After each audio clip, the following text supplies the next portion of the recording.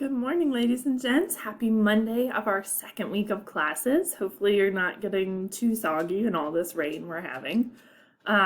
We are starting off our second week. This means we're really jumping into the content of the class. Week one was kind of orienting ourselves to what the class is going to look like, getting to know each other a little bit, and then doing that diagnostic essay, which I'm enjoying reading. I'm working through those, read some this weekend, and we'll continue to work on those this week so I can give you some good feedback on what maybe to focus on as we move forward in the class. So I'll be working on those this week as you are working on your stuff. So every Monday I'm going to post a video like this where I'm going to kind of talk you through the calendar. I'm going to tell you where things are located in Canvas. Sorry, I have two dogs that just lose their mind when I start recording videos. Jim, you want to say hi? They think that they're little tiny dogs, but they're not. They're big. They're named Gem and Scout because I'm a lit nerd and I love To Kill a Mockingbird, and those are two main characters. So enough about dogs, although they're amazing and I love them, and you'll probably see them frequently in the videos. So back on track. Today we are looking at the PowerPoint Murder Not Muck Duck. If any of you like to watch The Office, this is a quote from The Office where one of the characters, who's a little bit odd, his name's Dwight, is talking about how some sounds just are more menacing. He said the R sound is a menacing sound, and that's why murder is that way instead of a less menacing sound like the letter K. And the PowerPoint is all about Murder on the Orient Express, which of course revolves around a murder, so we had to come up with something there. So check out that PowerPoint today. There's a recorded lecture in the modules tab I'll show you in just a second. And then we're going to look on Tuesday at another short lecture about the real-life inspiration for Agatha Christie's novel, because a very similar case happened in real life to the Lindbergh family, who were very famous at the time. We're talking like Kardashian-level famous. Like, everybody knew about them.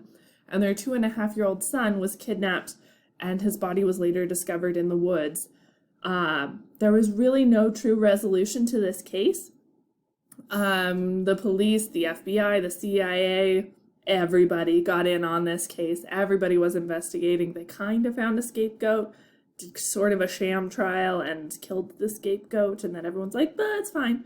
So not a lot of resolution, and you can imagine if you were a true, fan of true crime and mysteries and stuff like Agatha Christie was, not having resolution to a case that big probably really bothered her. And so she wrote Murder on the Orient Express using the Lindbergh case as inspiration.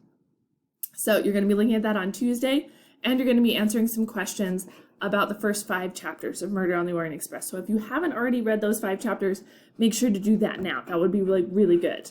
If you don't have a copy of the book yet, you can probably go to your local library and see if they've got a copy, either physical or an ebook copy you can download on one of their really cool apps like Hoopla or OneDrive, or they've got a whole bunch of apps that they're Libby that the libraries have, and you can get ebooks delivered directly onto your phone or your tablet or your computer. So if you don't have a hard copy of the book yet, you're waiting for it to come in the mail, jump on one of those opportunities there. You should be able to get access to the text.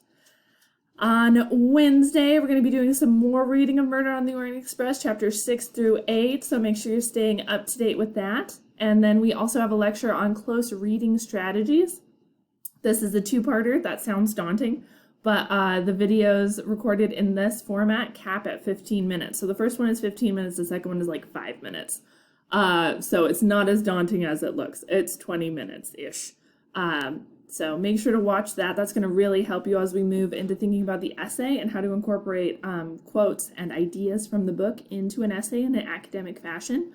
So make sure you're checking that out. Then we have another lecture.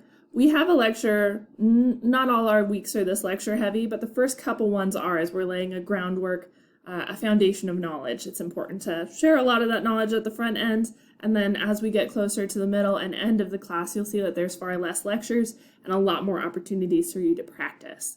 So it creates some balance there. And then on Friday, you're going to be reading more of the book, part 2, chapters 1 through 6, and you're going to be engaging with some of those big ideas in a discussion board called Is That a Symbol? So lots of good things coming our way this week. If we go into our class, which is easy to access through the calendar. Everything you need to be successful is in your modules tab. And I know we talked about this in our lecture video last week, but if you check through here, we've got our Project 1 folder. Everything you need, I'm not even kidding, everything you need to be successful for Project 1 is in this folder. So if you're one of those folks who likes to work ahead, everything you need is here. If you're one of those folks who likes to go exactly with the timeline, everything you need is here. It's a win-win for everybody. There's no downside. We have everything we need. So here's a recorded lecture for Murder Not Muck Duck. That recorded lecture references a video clip from a very funny show called Drunk History on Comedy Central, in which they find an expert on a historical topic. In this case, they found an expert on Agatha Christie, and then they get that expert very, very drunk.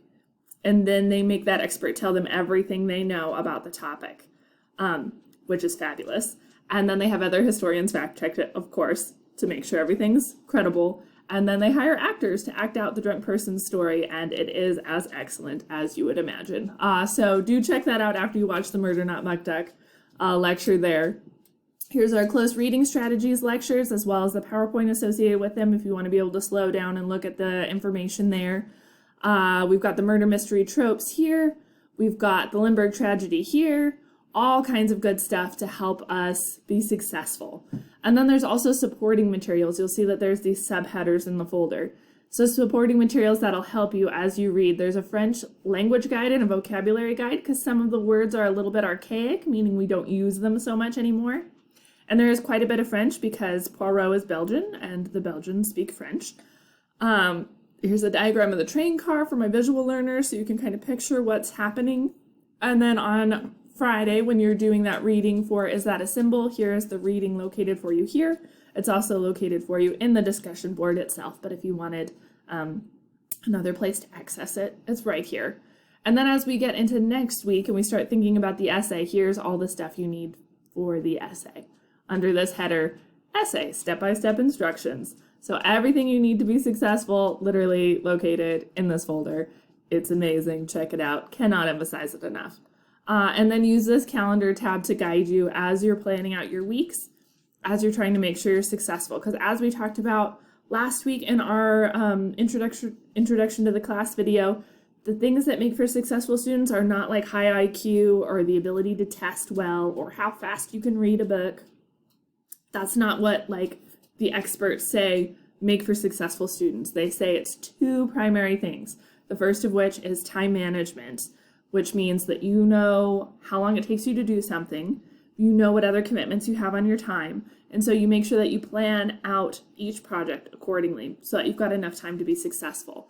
And that's what this calendar is designed to help you do, is to plan out that time, help you be successful, make sure you're staying on top of everything, so that by the time we get to Project 1, you have all the tools you need and writing it is just a piece of cake. Maybe like a difficult piece of cake, but still like you have everything you need and it should be much, much easier than if I just tossed you into an essay without that kind of prep. So make sure that you are engaging daily with the content and that you are watching those videos because they really, really, really will help you. And I promise I do keep them short. The two-parter that we talked about, close reading strategies, is the longest video of the entire quarter. All of the other ones are 15 minutes or less, which is a bonus for you because if you were seeing me in class every day, you would have to listen to like 50 minutes of this chatting at you all the time. So instead, because you picked the online option, kudos to you, you only have to listen to me in 15-minute segments. Yay! So do make sure to watch the videos. I promise they will help you, and they are pretty short. So watch those. And then in terms of the assignments, as we get into this, you can access the assignments on your to-do list. You can access the assignments through the assignments tab, or you can just click on them right here from the calendar. Click on that title there. It will take you directly to the assignment, and you can see what kind of questions you need to answer. So it might not be a bad idea to look through these questions as you're reading so that you can find those answers as you go instead of having to go back through and find those answers post-reading. Just a little pro tip. All of these orientation videos will be posted every Monday in the announcements, so make sure to check those out. As always, if you have any questions, reach out. I'm here to help. It typically takes me between 12 and 24 hours to respond to emails during the work week. Like every other professional career, I try not to look at my emails over the weekend to maintain some healthy work balance and to make time for my family. I have a very adorable 3-year-old and a very adorable 5-year-old who are both not only adorable but insanely busy and also insane. So they do take up all of my time when I'm not actively working with you guys. So over the weekend, don't plan on a super fast response to email. I do try and check it once or twice over the weekend just to make sure any crises can be averted. But if you have a question about an assignment, please ask during the school week, during working hours, all that good stuff. And I'll make sure to get those answers back to you as quickly as I can. Have a great day, guys. I'm so excited you're in the class, and let's see what cool things we can learn together over these next few weeks.